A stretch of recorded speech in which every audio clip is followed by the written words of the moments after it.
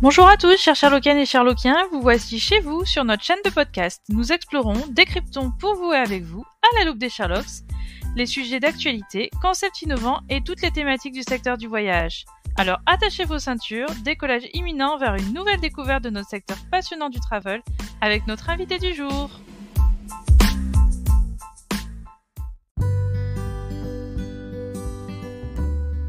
Bonjour, vous êtes sur les Sherlocks du voyage. Aujourd'hui, on va parler de CM on the Beach, l'événement incontournable du marketing de contenu. Et on reçoit Mathieu Vado d'Idées Réseau pour présenter cet événement. Bonjour Mathieu. Bonjour Mélanie. Ça va Alors Mathieu, est-ce que tu peux te présenter qui tu es, ton parcours, Idées Réseau et puis CM on the Beach? Ok. Donc je suis consultant en marketing touristique. Je fais ça depuis presque bientôt une quinzaine d'années. Je travaille sur tous les sujets du marketing digital qui impactent le secteur du tourisme, à la fois les destinations et les entreprises. Et je fais partie d'un groupement qui s'appelle Idées Réseau.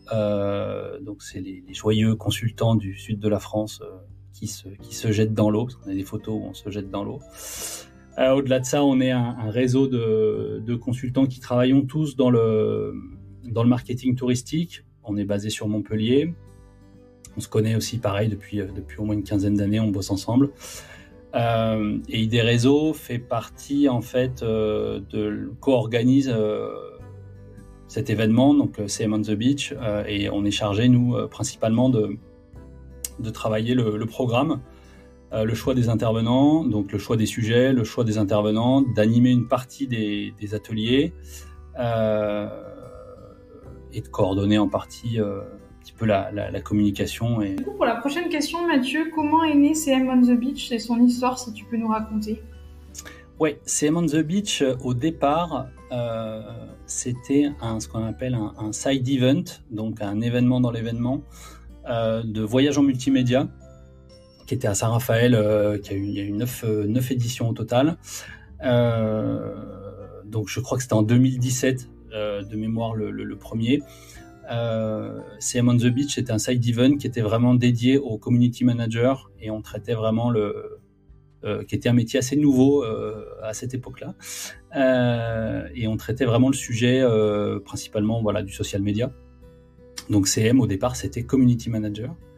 Il y a eu une deuxième édition en side event de VEM, de voyage en multimédia, et dès la deuxième édition déjà on trouvait que naturellement on s'orientait sur du marketing de contenu, parce qu'on faisait le constat que souvent en fait le community manager il pouvait être un peu isolé du reste des équipes marketing. En tout cas il pouvait travailler en silo et c'était pas forcément une bonne chose, et on voulait vraiment rapprocher un peu finalement le monde du marketing et du marketing digital avec le community management. Et c'était toujours pour les CM, mais avec déjà un prisme un peu plus large.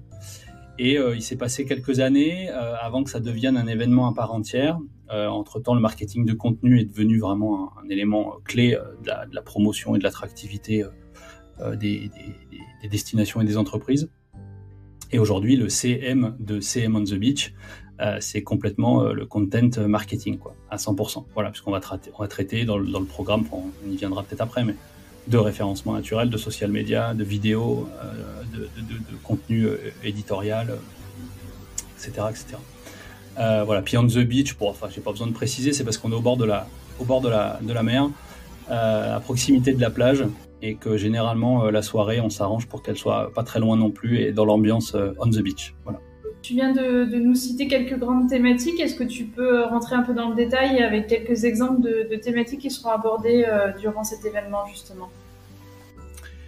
Ouais, alors on a déjà 45 ateliers sur 2 jours, donc c'est les 10 et 11 mai 2023, et ça se passe à Mandelieu, donc au Centre Expo Congrès de Mandelieu, qui est, je sais pas, j'ai pas mesuré, mais qui est pas très loin de la plage.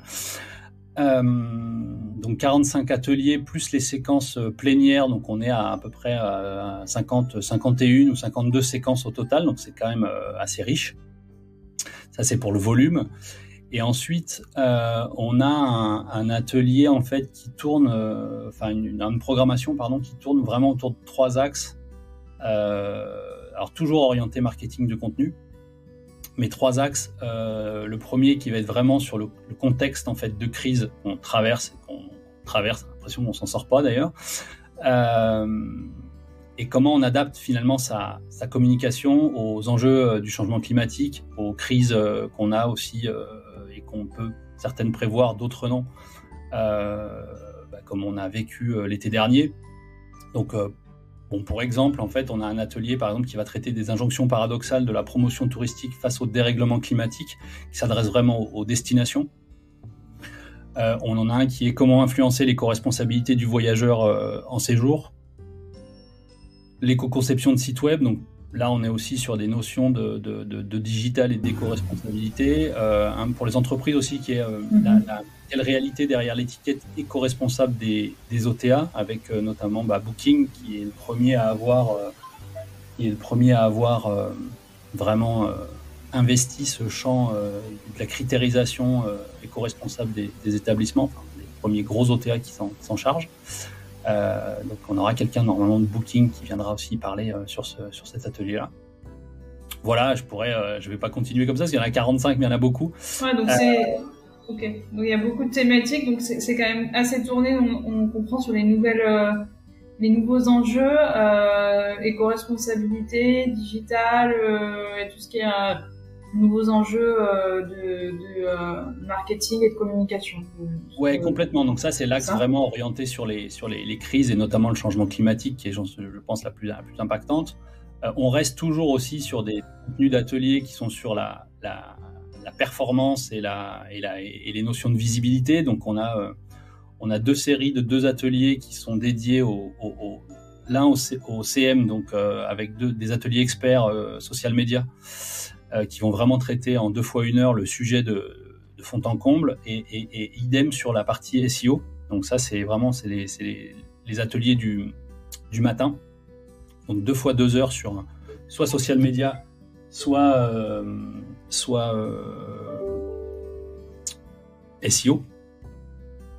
Et on a aussi on traitera aussi notamment des nouvelles réglementations RGPD qui vont modifier, à mon avis, radicalement le paysage des ads, notamment tout ce qui était remarketing, où on a un atelier, par exemple, sur les ads en remarketing, c'est fini, et du coup, c'est quoi la suite, quoi. Voilà. On parlera de TikTok aussi sur les stratégies à mettre en place, les bonnes pratiques. Google Fiche Établissement, qui est un des fondamentaux aussi de la visibilité. Et le dernier axe, c'est vraiment toute la partie qui est liée à l'organisation, c'est-à-dire comment je m'organise.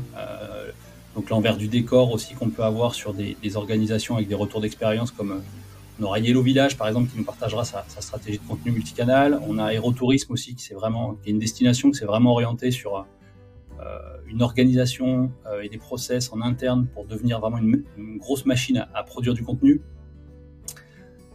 Tu vois, comment aussi répondre à l'exigence de la création massive de contenu qu'imposent les réseaux sociaux, et même ChatGPT. On sera dedans aussi. On a comment utiliser l'intelligence artificielle pour générer du contenu. Ouais. Mais du contenu pertinent aussi. Ouais, du contenu pertinent, exactement. Alors c'est vrai que là, ça c'est vraiment le sujet où on se dit, en fait, déjà au mois de mai, il va y avoir encore des nouveautés, donc on le traite, et on verra finalement en dernier moment comment on va le traiter d'un point de vue définitif, quoi, parce que ça bouge tout le temps.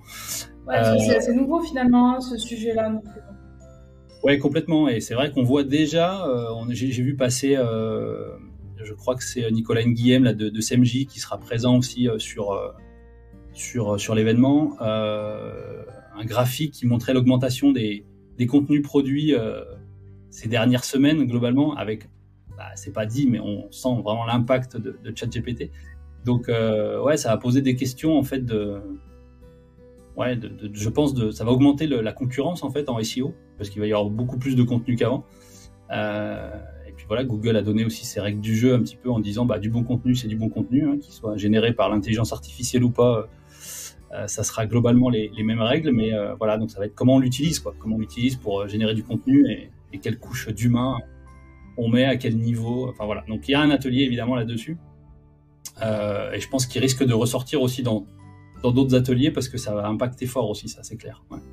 Alors, on va reparler plus loin des enjeux et on va en reparler aussi parce qu'il y a une news aujourd'hui. Expedia a décidé d'utiliser ChatGPT sur son site internet, donc c'est en plein dans la news du jour. Donc, on va reparler juste après, Mathieu. On est pour le moment sur la mise en œuvre et la cible. Donc, du coup, quels vont être les formats proposés pour l'événement, du coup? Si on continue après les grandes thématiques. Ouais, j'ai évoqué les ateliers, donc le format entre guillemets maître de l'événement, mais on a des ateliers d'1 heure, on a des ateliers de 45 minutes et on a des ateliers d'une demi-heure, donc ça dépend des sujets. Les sujets par exemple qui sont plutôt des sujets de benchmark, type top des posts social media, top des vidéos, seront plutôt sur des formats courts. Et puis on a, je crois, 2 ateliers qui vont prendre vraiment carrément 1 heure et demie pour traiter le sujet, parce que c'est des sujets qui sont un peu lourds, qui sont, comment dire, qui vont être traités en table ronde avec plusieurs intervenants. Ça va être le cas des injonctions paradoxales ou face à la promotion des destinations, les injonctions paradoxales de la promotion des destinations face au dérèglement climatique. C'est un vaste sujet quand même, et on aura plusieurs intervenants sur cet atelier-là, où la notion aussi d'itinérance et de mobilité, comment on la gère, comment on la traite. Donc ça c'est pareil, ça sera des ateliers assez longs. Et puis on a quelques formats aussi en plénière. Donc on a qui étaient déjà présents dès la première édition. C'est les interviews vérité. Donc c'est des interviews de community managers, de responsables marketing, voire de directeurs de structure, orientés évidemment sur le marketing de contenu, et qui sont menés, on va dire, de façon un petit peu impertinente. Ça c'est à la fin du premier jour, et le lendemain matin on a ce qu'on appelle les speech on the beach. Du coup c'est des formats équivalents à un format TEDx en fait, donc conférence 15 minutes en mode storytelling. Donc c'est plutôt des pointures qui viennent donner leur point de vue. Merci, ça enchaîne sur la prochaine question. Les intervenants qui vont, alors t'en as déjà cité quelques-uns, qui vont participer à l'événement, du coup. Et peut-être 2-3 intervenants un peu majeurs ou différenciants en tout cas. Oui, alors on est en train de s'en occuper. Donc du coup, je peux pas trop tout dévoiler tant que tout n'est pas confirmé, mais globalement, on aura Rodolphe Hague de Booking, un type de Yellow aussi, Yellow Village, qui viendra partager son retour d'expérience. Je pense au retour d'expérience, là aussi on a l'équipe de Aérotourisme qui sera là. On a Nicolas Nguyen de SMJ, j'en ai parlé tout à l'heure. On aura Romain Belay aussi qui a développé l'outil SEO de la boîte Yoda et qui a développé l'outil Yoda Insight et Yoda One. J'en ai oublié plein. On aura Jean Pinard aussi du CRT avec Loïc Chevelon. Ils seront sur la table ronde aussi donc Loïc Chevelon du CRT, dont les 2 CRT, Occitanie et Provence-Alpes-Côte d'Azur, sur les injonctions paradoxales de la promotion touristique face au dérèglement climatique, parce que c'est souvent les CRT qui vont chercher aussi les clientèles étrangères, etc.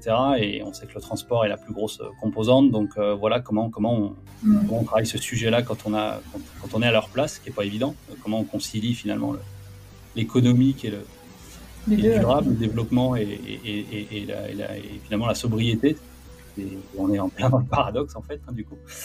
Donc on va avoir pas mal de personnes assez différentes qui vont intervenir du coup, de ce qu'on... Ouais, on a généralement 60 intervenants pratiquement. Voilà, nous okay. Ah ouais, donc c'est assez important. On est nous-mêmes parfois intervenants au sens où on développe le contenu de certains ateliers. Moi, je travaillerai sur la partie de la commercialisation des activités notamment. Enfin, je vais en animer pas mal, mais on a un rôle soit d'animateur, soit d'intervenant. Mais on va dire l'équipe ID Réseau mobilisée sur l'événement plus les intervenants externes, on est à 60, sachant que nous on est 4, 4 ou 5, donc voilà, le gros, il y a pas mal de membres. On aura Mélanie aussi, membrée, et voilà, on a une soixantaine d'intervenants. Il faut aller sur le site du coup pour aller voir. Ensuite, du coup, hormis les événements, on avait envie d'aborder avec toi à qui s'adresse l'événement en fait finalement, qui est concerné par ça. En fait. C'est quoi votre cible Oui, c'est important. Ouais. On a une cible qui est double en fait, ou triple si on met les agences et aussi les freelances qui travaillent sur le sujet du marketing de contenu. Mais essentiellement, c'est donc les publics des destinations, donc Office de tourisme, ADT, CRT de la France en fait, globalement, et les entreprises du tourisme, donc les hébergeurs, les prestataires d'activités, donc hôtels, camping et sites touristiques, prestataires de loisirs, qui sont concernés par cet événement. Et en fait, on a un fléchage en fait des ateliers. Donc, tous les ateliers ont un petit numéro pour qu'on puisse les repérer, parce qu'il y en a beaucoup. Voilà qui s'adresse. C'est orienté du coup France, du coup. Ouais, toutes les conférences sont en français. On est très français. Ce que je veux dire, France, c'est les opérateurs qui sont sur le marché français et pas forcément ceux qui vendent, par exemple, des voyages à l'étranger. Non, exact. C'est pas, on n'a pas. Qui pourraient potentiellement être intéressés par ça aussi. Tout à fait.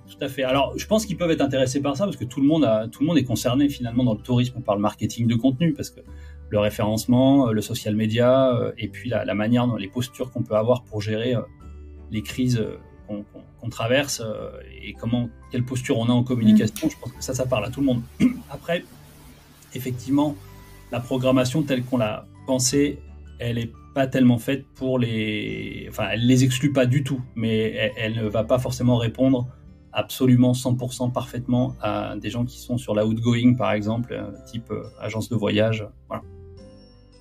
Pour autant, je pense qu'en regardant le programme, à mon avis, ils peuvent s'y retrouver quand même. Vraiment, on traite vraiment le sujet du marketing de contenu et je pense même que des gens qui sont dans même d'autres secteurs que le tourisme, même si là tout va être teinté tourisme, c'est clair, ils trouveraient aussi des éléments intéressants, parce qu'on est sur un secteur qui est en première ligne, à mon avis, sur toutes les évolutions liées au marketing digital et au marketing de contenu, et avec, je pense, la complexité dans la mise en œuvre. Mais en tout cas, la cible première, c'est les destinations et les entreprises du tourisme.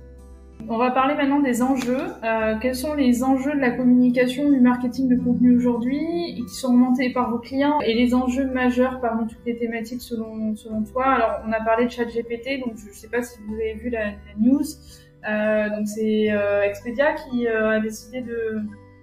Je ne sais pas si tu as vu la news toi aussi. Non, j'ai pas vu. Mathieu, d'utiliser ChatGPT pour répondre à ses clients avec bien sûr alors ça a été testé aujourd'hui, j'ai une collègue qui est agent de voyage qui a testé ça sur l'Inde, qui est réceptif en Inde et qui a testé et qui a dit les réponses sont absolument pas pertinentes. Du coup, on a parlé contenu aujourd'hui même, et je me suis dit j'allais en parler avec toi aujourd'hui dans le podcast. Donc du coup, ça fait partie des sujets.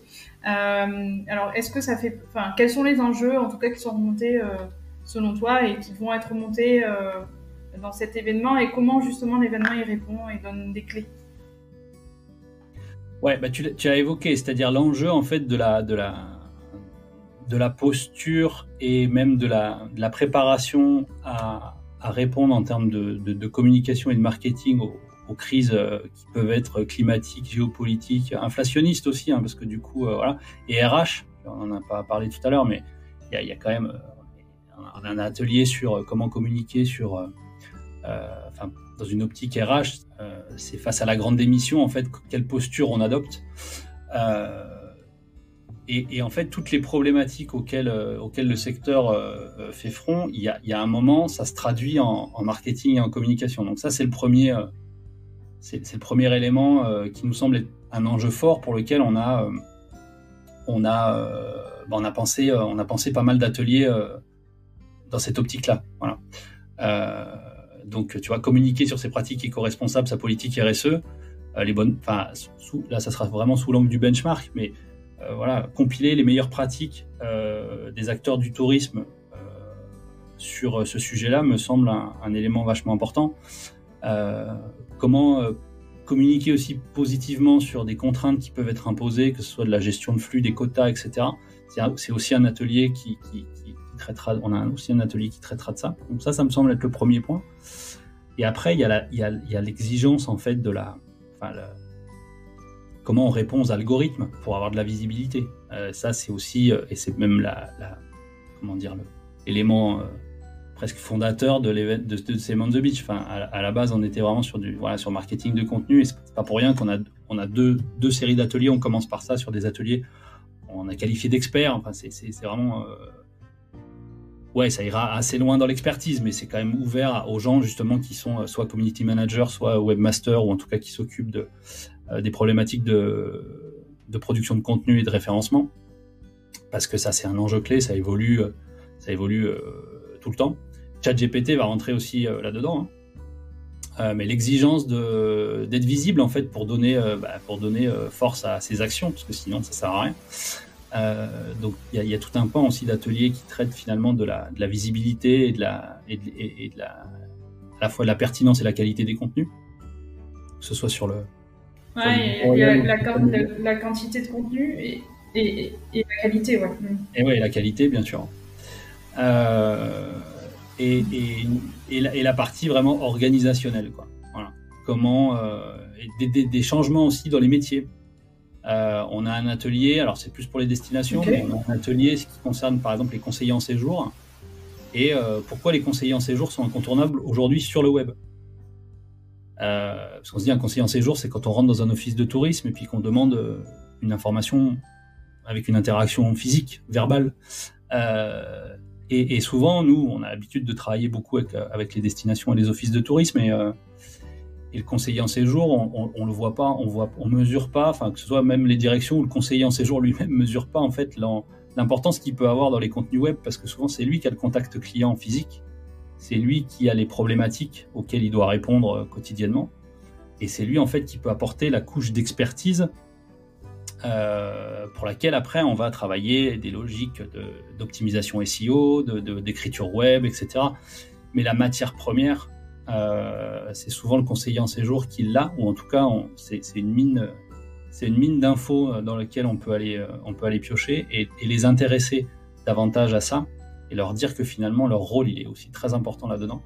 Ça fait partie aussi des enjeux du coup de Same on the Beach et de certains des ateliers qu'on va y retrouver. Voilà. Et il y a presque une frontière souvent entre le marketing, la communication et on va dire les équipes d'accueil, alors qu'en fait si les deux travaillent ensemble, il y a une vraie synergie qui peut opérer, et c'est vraiment là-dessus qu'on voudrait insister, notamment si il y a un atelier aussi sur l'éditorialisation des listes de recommandations qu'on peut retrouver sur les sites de destination.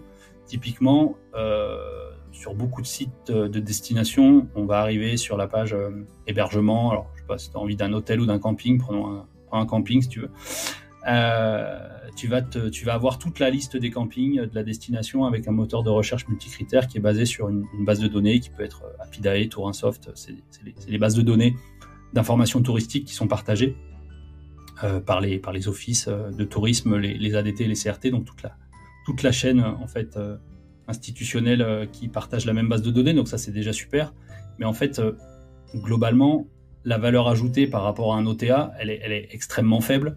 T'as souvent pas la réservation en ligne, donc pas les disponibilités. T'as pas les habitudes aussi non plus qu'on peut avoir en allant sur Booking, sur Airbnb. Donc si tu proposes un listing qui fonctionne exactement de la même manière qu'un OTA, généralement, tu as assez peu de valeur ajoutée et peu de performance, en tout cas sur le plan de la conversion. En revanche, tu commences à dire les campings qui sont ouverts à telle période quand l'OTA l'a pas forcément, ou en tout cas, il va juste mettre j'ai pas de dispo, alors que toi, tu peux déjà flécher les bonnes structures qui sont ouvertes, notamment en avant-saison ou en arrière-saison, celles qui acceptent les chiens, celles qui ont des services particuliers, et en fait c'est ça les listes de recommandations.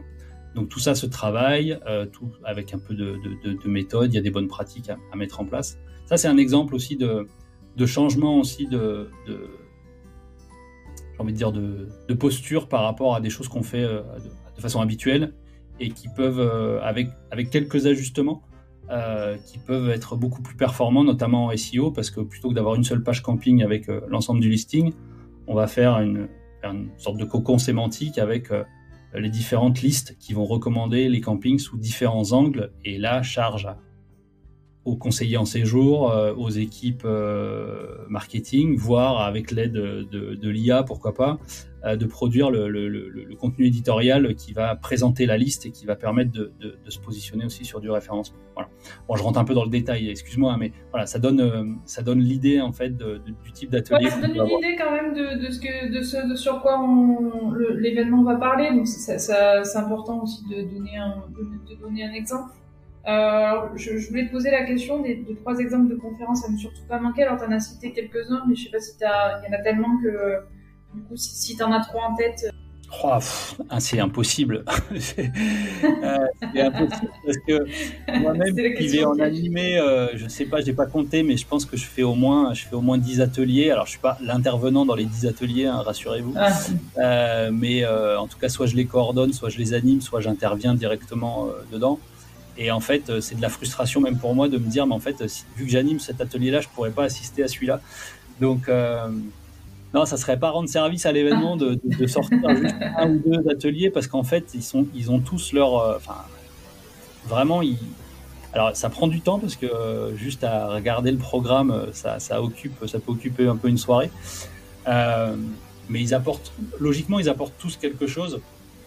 Donc après, on sait qu'il y en a qui sont plus facile d'accès et qui donne plus envie. Quand tu vois le top des vidéos touristiques, tu auras un joli benchmark bien détaillé et surtout bien avec beaucoup de propositions, puisqu'en fait on mobilise finalement un petit peu tous les intervenants à nous fournir aussi leurs bons exemples pour qu'il en reste que le meilleur à la fin. Donc ça, c'est vrai que c'est des ateliers, j'ai regardé les inscriptions parce qu'on a déjà pas mal d'inscriptions. C'est un atelier effectivement qui marche bien, on s'en doutait. Donc les tops, souvent, c'est des ateliers qui marchent bien. Mais je pense que si, par exemple, on travaille sur le marketing digital dans sa structure, qu'on soit institutionnel ou privé, et qu'on gère justement tout ce qui est ads, le fait de se poser la question de ce qui va changer avec la RGPD, par exemple, peut être les ads en remarketing, c'est fini. Vaut mieux le savoir quand même. Et vaut mieux savoir comment ça va fonctionner. On a un atelier sur le SEO aussi, un peu expert pour améliorer ses pratiques. Ouais, donc il y a des ateliers un peu plus techniques, quoi. Et donc ça, la technique, généralement, c'est un peu moins fun.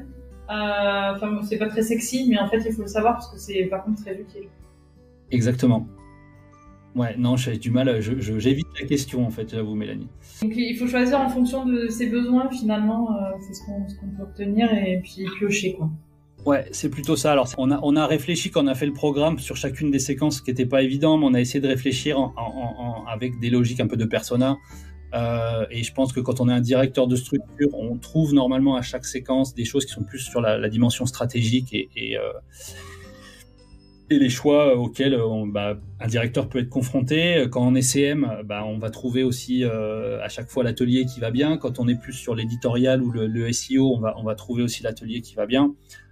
Et puis les entreprises ont à chaque fois aussi des ateliers qui leur sont absolument dédiés aussi. Donc normalement à chaque séquence, on arrive à trouver son bonheur, quoi. Qu'il y aura certains ateliers qui seront captés aussi en vidéo, pas tous. C'est à la fois volontaire et oui, c'est volontaire aussi parce que l'idée c'est de venir en vrai à un événement avec des vrais gens.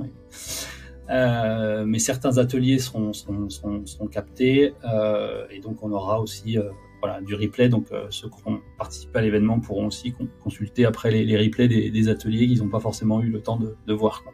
Pourquoi plus que jamais cet événement est important pour les pros en post-Covid dans un monde qui est volatile, incertain, voilà. Après, parce que le digital, il est rentré dans les habitudes de consommation de façon plus que massive, qu'on a une démultiplication des supports aussi avec le social media notamment, mais qui demande un travail assez colossal en création de contenu et en diffusion de ces contenus, et qu'en fait, il ne s'agit pas juste de les créer et de les diffuser, il faut aussi qu'ils performent pour avoir finalement l'efficacité dans sa communication, son marketing. Et que là, en fait, on va chercher les bonnes pratiques, les astuces, et on va aussi être dans le côté comment ça fait sens par rapport aux crises aujourd'hui qu'on traverse, pour pas être... on a plein d'exemples en tête où quand on voit certaines pubs de compagnies aériennes notamment où les choses ont changé, il faut s'adapter. Ouais, on est basé sur le prix sur du low cost avec voilà, et en fait aujourd'hui ça résonne. Alors je pense qu'elles sont dans c'est compliqué pour elles de communiquer différemment. Mais ça devient très difficile en fait de maintenir les mêmes discours qu'on avait il y a quelques années. Donc comment on s'adapte à ça? Donc ça c'est un premier point. Comment on s'adapte à l'évolution des algorithmes aussi de Google, de Meta, etc. pour avoir aussi de la performance. Est-ce qu'on doit finalement investir aussi toutes les plateformes? On a un atelier pour les entreprises là-dessus. C'est faut-il investir tous les réseaux sociaux pour promouvoir son business? Avec un point d'interrogation. Donc on a déjà un peu une partie de la réponse de la question, mais voilà, si j'y vais, je vais sur quel support j'y vais pourquoi, dans quel objectif, quelles sont les implications pour aussi mettre en face finalement les moyens et l'organisation qu'on a et qu'on peut développer et essayer de rationaliser aussi ces efforts, parce qu'on peut partir dans tous les sens aujourd'hui et justement diluer tous ces efforts et finalement avoir zéro performance. Donc c'est voilà, notamment pour les entreprises, qu'on a nous en formation, on voit qu'il y a un côté des fois où on est perdu en fait, tellement il y a de choses. Et voilà, normalement ça apporte ces éclairages là quoi. Voilà. À la fois. Super. Moi-même j'aimerais bien participer à celle-là, tu vois, par exemple. Par rapport aux crises en termes de communication, ce qu'on peut faire, ce qu'on doit faire, ce qu'on peut plus faire, essayer de répondre à ça avec de la nuance, parce que c'est pas si net et carré que ça, mais enfin c'est un peu l'objectif. Se mettre à jour de toutes les évolutions pour être performant, et puis savoir aussi comment s'organiser pour tout ça, quoi. En résumé. Alors on va parler maintenant des évolutions. Alors Mathieu, comment tu vois évoluer cet événement à l'avenir, les nouveaux formats, les collaborations? Cet événement, c'est la 2e édition, donc il va rester globalement, je pense, sur le même format. On a des réflexions sur les formats plénières où on a d'un côté ce qu'on appelle les interviews vérités, donc c'est un peu le modèle Thierry Ardisson avec des modes interview avec des petites questions impertinentes où on prend trois intervenants, et de l'autre côté des formats plus TEDx, et on envoie deux conférenciers, ou 2 ou 3, ça dépend. Là cette année ce sera 2. Et on réfléchit plutôt à avoir une séquence, alors je sais pas, le soir sans doute, du premier jour, vraiment type conférence grand témoin avec une personnalité connue, inspirante, à qui on va laisser aussi le temps de dérouler, parce que les formats TEDx c'est très chouette, mais ça permet pas, 15 minutes c'est un court. peu juste. Voilà, c'est un peu juste, et on se rend compte qu'on a des personnalités, on a envie de les entendre plus longtemps que 15 minutes. Là on va avoir cette année Virginie Raison-Victor, qui est présidente du GIEC Pays de la Loire, et qui est surtout à l'origine de l'émission le Dessous des cartes sur Arte, qui est une émission de géopolitique. Enfin, moi j'adore, et elle est prospectiviste, géopolitologue, c'est pas facile à dire, et elle travaille beaucoup sur les questions de climat, de changement de modèle, et en fait elle a des scénarios de prospectif. Donc ça va être super, quoi. Mais du coup on se dit 15 minutes ça va être frustrant, donc voilà. Mais bon, en tout cas cette année ça sera comme ça, pour l'année prochaine on verra. Ensuite sur l'avenir du coup de la communication et du marketing de contenu et les métiers aussi, comment tu vois aussi l'évolution en fait qu'il pourrait y avoir dans le secteur de la com et du marketing de contenu? Moi je vois 2 grosses évolutions, en plus de celle qui est plutôt classique de suivre les évolutions des plateformes, des algorithmes, pour avoir toujours la performance dans ses actions. C'est l'évolution de la communication vers une communication responsable, en fait, plus responsable en tout cas. On fait face à des crises climatiques, il y a des difficultés aussi fortes au niveau du recrutement, et la communication a son rôle à jouer là-dedans. Il y a des attentes croissantes en matière d'éco-responsabilité de la part des consommateurs, des voyageurs. Donc en fait, ça, c'est l'évolution de la société. Et du coup, le marketing et la com, ça doit évoluer avec, en fait. Donc, et la réponse, elle se trouve beaucoup aussi dans le côté, c'est un mot qui résume tout, mais une communication responsable qui est ancrée souvent dans des raisons d'être, ou des stratégies RSE qui sont quand même réfléchies et calées.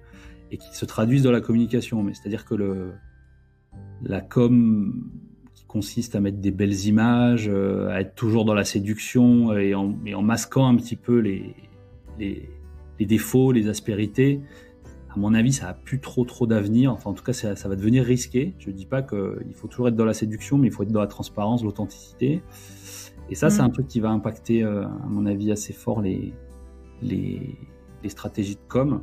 C'est intéressant ce que tu dis sur cette partie-là, parce que du coup, moi je pense tout de suite à authenticité, à Biril, qui est un nouveau canal, on va dire, un réseau social, où en fait tu prends la photo. Alors c'est un peu spécial, tout le monde est, enfin voilà, mais ça va dans la tendance en fait de l'authenticité des marques. Donc il y a si on retient bien l'éco-responsabilité, aussi la marque employeur en interne, donc en externe, et l'authenticité, c'est ça.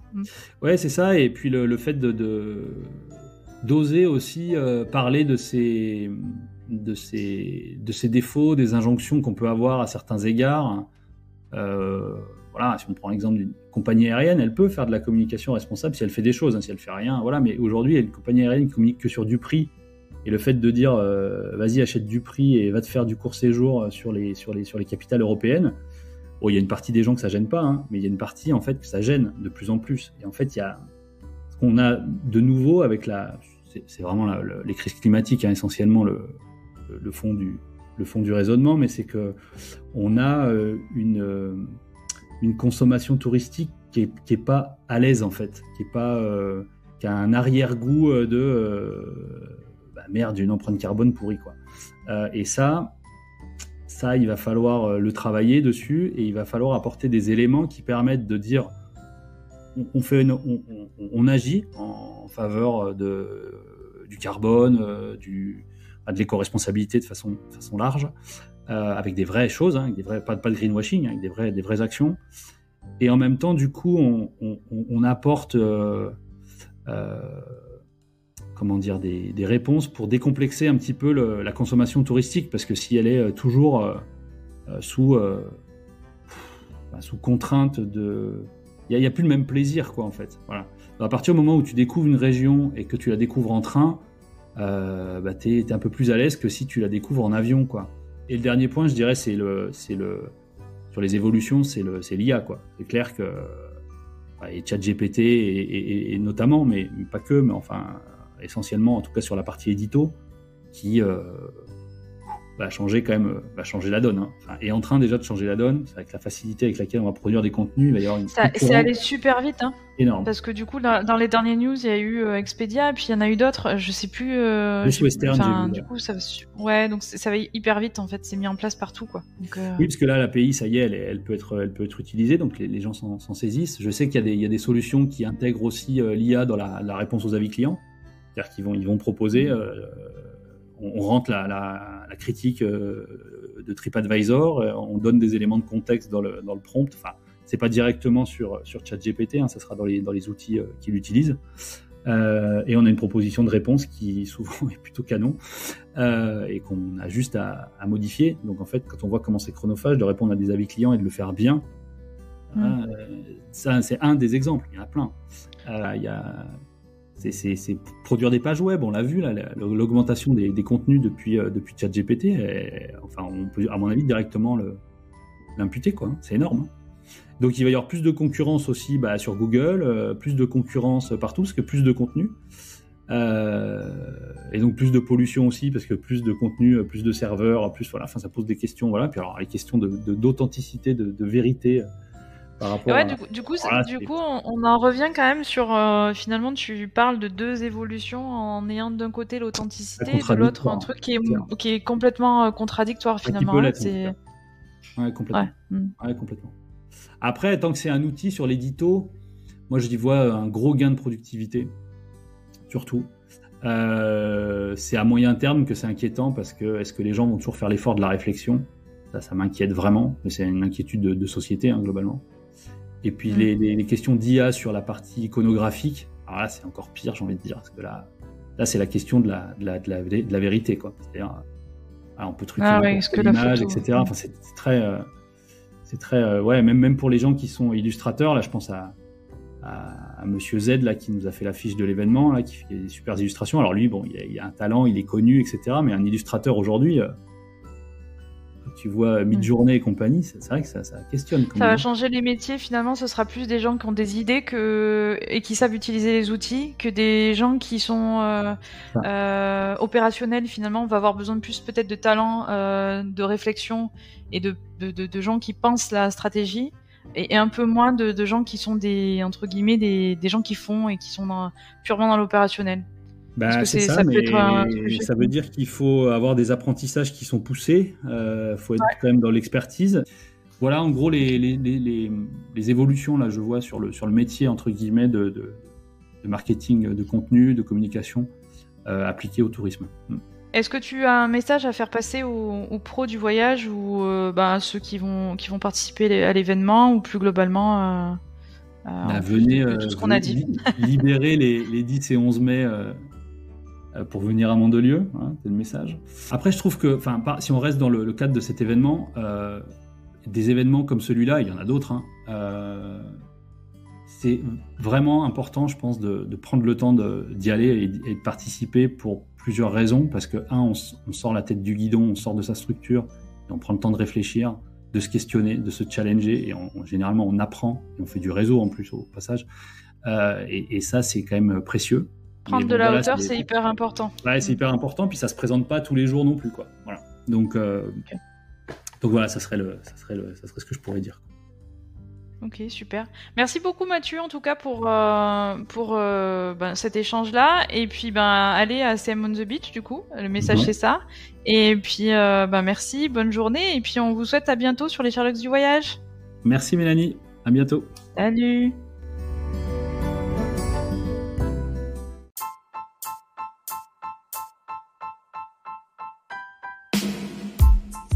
Chers Sherlockiennes et Sherlockiens, merci de nous avoir écoutés. Vous avez aimé cet épisode? Cela vous a été utile? Alors aidez-nous à diffuser ce podcast autour de vous.